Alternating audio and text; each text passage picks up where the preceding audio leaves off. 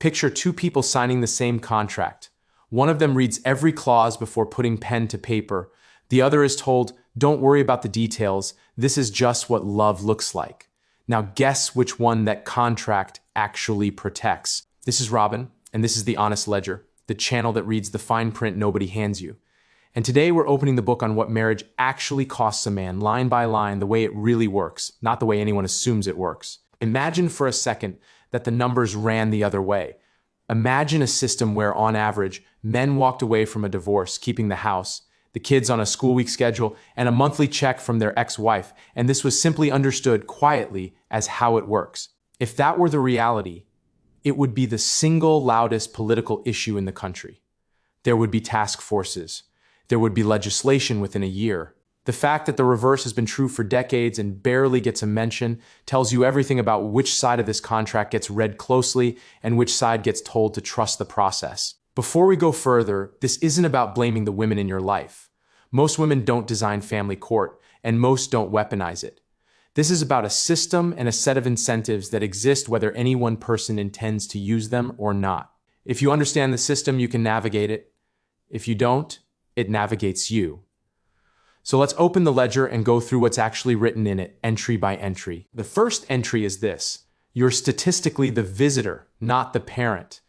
Family court outcomes vary by state, but across the country, mothers are still granted primary physical custody in a clear majority of cases. Figures cited in family law research commonly land somewhere in the 70 to 80% range, even in states that claim to be gender neutral on paper.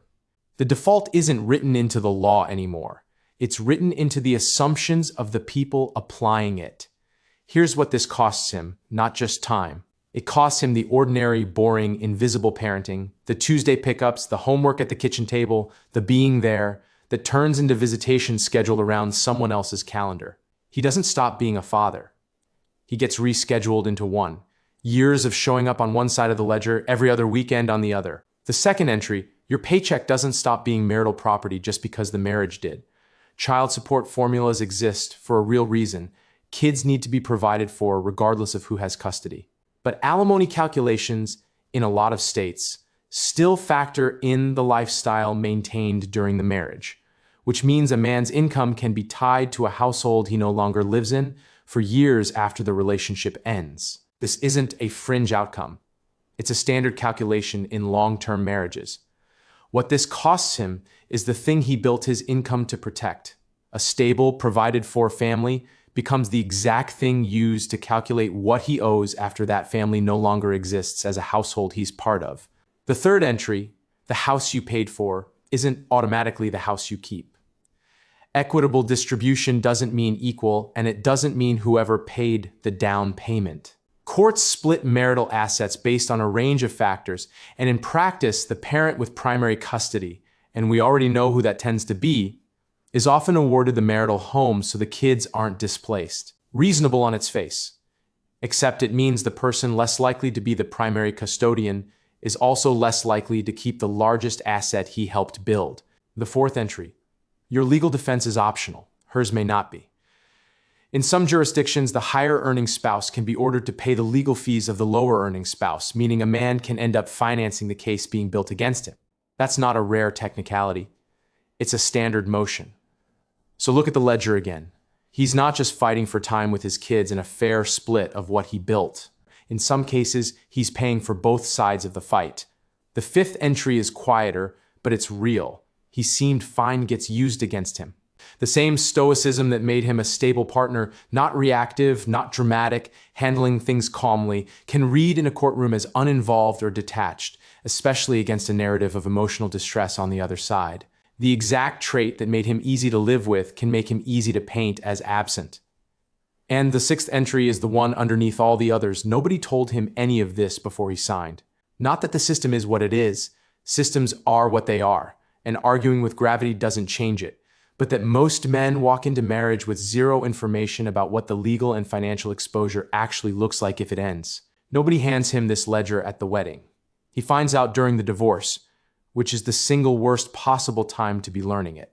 So what do you actually do with this?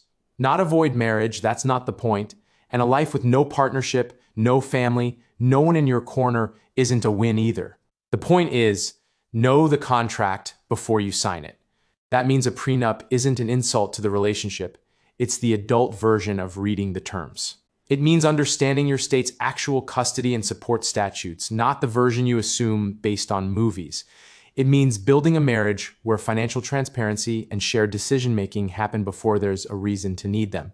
It means choosing a partner based on how they handle conflict and money when nothing's at stake, because that's who shows up if something ever is. None of this is pessimism. It's the same reason you'd read a lease before you sign it, even though you fully intend to pay rent on time and never get evicted.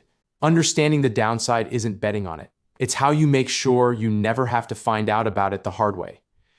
If you've been through this, the custody schedule, the support order, the "I didn't know this was even legal" moment, tell me what nobody warned you about in the comments, not to relitigate it, so the next guy watching knows before he needs to. This has been Robbin for The Honest Ledger, the channel that reads the fine print nobody hands you.